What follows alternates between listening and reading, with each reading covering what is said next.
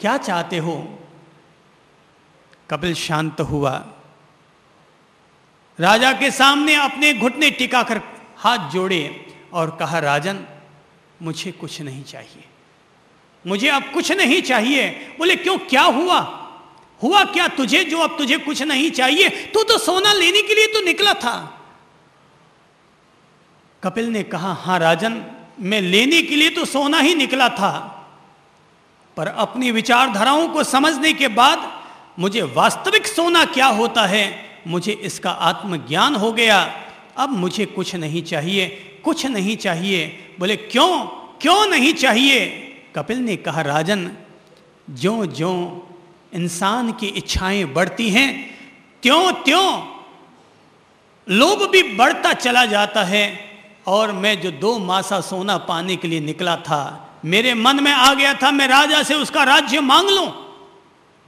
पर मेरे सामने सवाल यह है कि हे कपिल, सोच कि अगर एक राजा से उसका राज्य भी मांग लिया तो क्या तब भी तेरा मन तृप्त हो जाएगा? अरे राजा से राज्य मांग लूंगा तब भी दुनिया में राजा तो फिर भी शेष ही रहेंगे। कपिल ने कहा, राजन अब मुझे कुछ नहीं चाहिए, मुझे कुछ नहीं चाहिए। और ये कहते हुए कपिल राजमहल से चला गया, निकल गया जंगलों की तरफ। और तब कपिल घर नहीं गया, गुरुकुल में नहीं गया, तब वह आत्म साधना करने के लिए निकल पड़ा। उस मन पर, उन इंद्रियों पर विजय प्राप्त करने के लिए निकल पड़ा जिन इंद्रियों और मन ने उसको 2 मासा सोने से बढ़ाते बढ़ाते करोड़ों स्वर्ण मुद्राओं तक पहुंचा दिया था।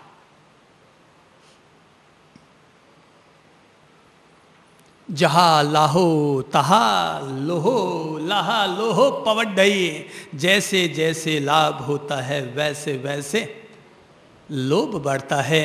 यही इंसान की फितरत है, प्राणी मात्र की फितरत है कि जो जो इंसान को प्राप्त होता चला जाता है त्यों त्यों मन और कुछ पाने के लिए लालायित रहता है। कुछ और पाऊं, कुछ और पाऊं, कुछ और पाऊं।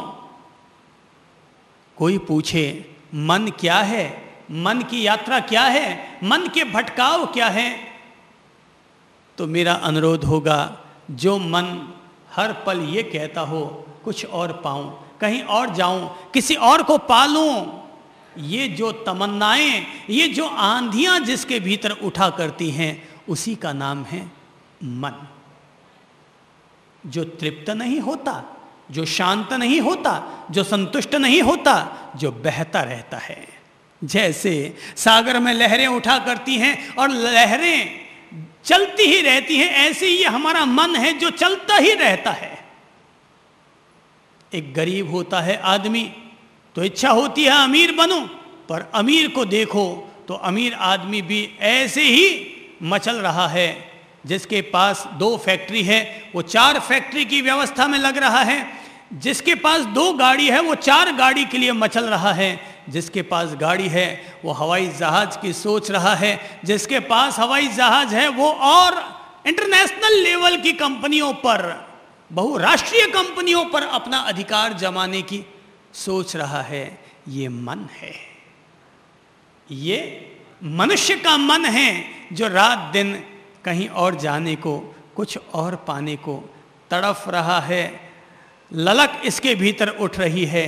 ये कहानी जो कपिल की कहानी है, ये कहानी किसी कपिल की कहानी नहीं, ये कहानी आपकी और हमारी कहानी है, हमारे अंतर मन की कहानी है, जो किसी चिड़ियाओं की तरह, जो किसी टिड्डी दल की तरह फुर्र फुर्र फुर्र फुर्र, ये मन की टिड्डियां उड़ती रहती हैं, उड़ती रहती हैं। टिकना इसका काम नहीं है। ये घड़ी के पेंडुलम की तरह दाएं बाएं दाएं बाएं, ये मन हमारा चलता ही रहता है। इच्छाएं तो आकाश की तरह अनंत होती हैं। जैसे आसमान का कोई किनारा नहीं होता, लगता है कि ये रहा किनारा, पर किनारा कहीं होता नहीं है। लगता है वो रहा 50 किलोमीटर दूर पर आसमान का किनारा, पर वहां जाओ तो वो और 50-100 किलोमीटर दूर हो जाता है, वहाँ तक जाओ तो वो और 50-100 किलोमीटर दूर हो जाता है। और इस तरह से कोई आदमी जिसने 6 साल की उम्र से पढ़ाई शुरू की थी, 25 साल की उम्र पर उसने पढ़ाई पूरी कर डाली, पर 25 साल की उम्र से उसने धंधा करना शुरू किया, वो मरने के अंतिम सांस तक वही धंधा धंधा धंधा, व्यापार, पैसा, धन अर्जन ही वो करता रहता है। इसका नाम है चाह, इसका नाम है चाहत, इसका नाम है इच्छा।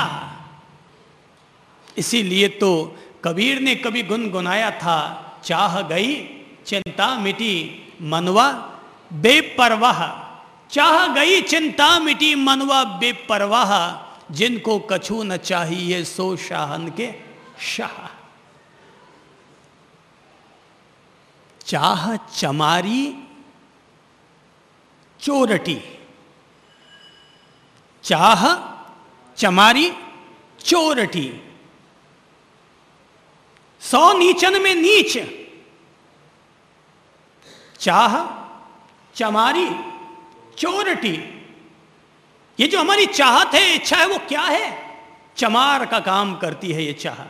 हल्के से हल्का काम करने की भी, हल्के से हल्का काम करने के लिए भी ये तैयार हो जाती है। जब चाह भीतर जग जाती है तो हल्के से हल्का, चाह चमारी चोरटी, चोरी करने के लिए भी तैयार हो जाती है। हम पता है, सबको पता है, चोरी न करें, लेकिन फिर भी चाह चमारी चोरटी। 100 नीचन में नीच। दुनिया में अगर 100 नीच लोग हैं तो उन 100 में से अगर सर्वे सर्वा किसी को बताया जाए तो वो चाह है। चाह चमारी चोरटी, 100 नीचन में नीच। मैं तो पूर्ण ब्रह्म था, मैं तो पूर्ण ब्रह्म था, यदि चाह न होती बीच।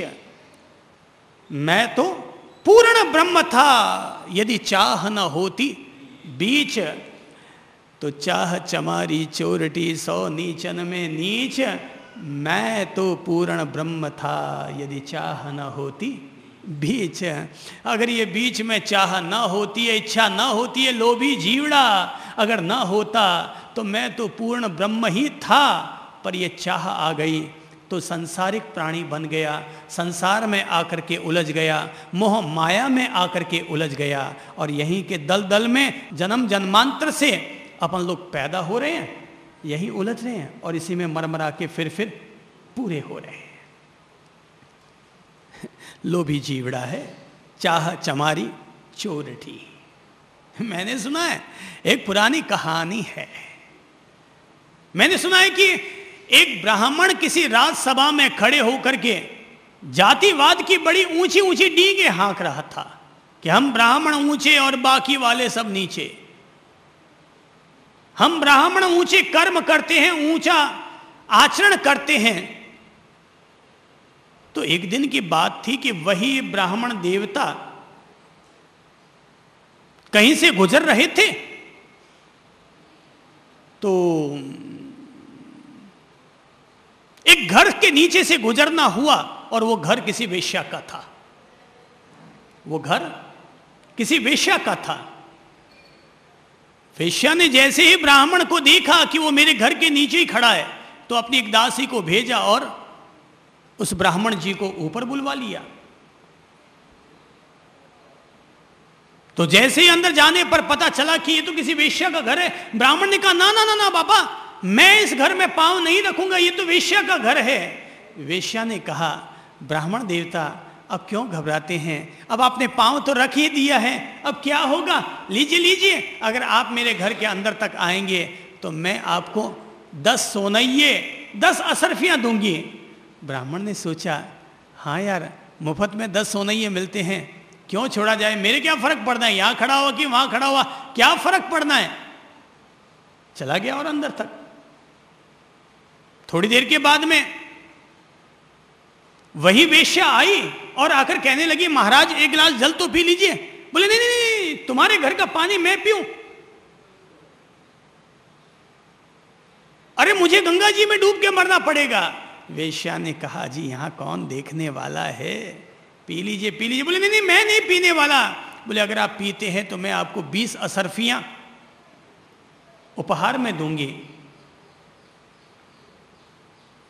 चाह चमारी चोरटी 100 नीचन में नीच। अच्छा 20 असरफियां मिलेंगी, दे भाई 1 गिलास पानी। तो 1 गिलास पानी भी पी लिया। तभी थोड़ी देर बाद में थाली लग करके आ गई खाना। बोले कि खाना खा लिया। ब्राह्मण ने कहा वेश्या तेरा माथा खराब हुआ, मैं तेरे घर का खाना खाऊंगा। बोले महाराज खाना खाओ तो 50 असरफियां उपहार में दूंगी, खाना है सो मुफ्त और असरफियां अतिरिक्त रूप से। ब्राह्मण ने सोचा यार 50 असरफियां तो महीने भर में भी धक्के खा खा के आ जाऊं तो 50 असरफियां तो मैं अभी तक भी नहीं कमा सका। ठीक है, खाना भी खा लिया, आराम भी कर लिया, वहां पर सोने के लिए उद्यत भी हो गया। वेश्या ने कहा महाराज पान खाएंगे? नहीं नहीं भाई इतना बहुत है, इतना बहुत है। उसने तभी एक पान मंगवाया और अपने मुंह में रखते हुए कहा महाराज अगर पान खाओ तो 100 असरफियां दूंगी। तो बोले अच्छा ठीक है भाई दे दे, 100 असरफियां दे दे, पान भी खा लेता हूं। तो वेश्या ने आधा पान मुंह में रखा, आधा तोड़ के निकाला और ब्राह्मण के मुंह में दे दिया। ब्राह्मण ने पान जैसे मुंह में डाला कि वेश्या ने उठा करके जोर का चांटा मारा। बोले ब्राह्मण जी राजसभा में तो खड़े होकर के बड़ी बड़ी डींगे हाँकते थे और यहां पर मेरा जूठा पान खाने के लिए भी तैयार हो गए। ब्राह्मण ने तब कहा अहो चाह चमारी चोरटी, अरे 100 नीचन में नीच। अरे मैं तो पूर्ण ब्रह्म था यदि चाह न होती बीच। अगर ये बीच में चाह नहीं होती, ये लोभी जीवड़ा अगर ना होता, ये तृष्णा अगर ना होती तो मैं ऐसा हल्का काम ना करता। पर क्या किया जाए, ये जो चाह है, ये जो तृष्णा है, ये जो इच्छा है, ये जो संसार का मोहजाल है, ये आदमी को उलझा देता है और न करने योग्य कार्य भी करवा बैठता है। न करने योग्य कार्य भी करवा बैठता है। लोभी जीवड़ा थोड़ा सोचे, सुन सुन रे मारा लोभी रे जीवड़ा।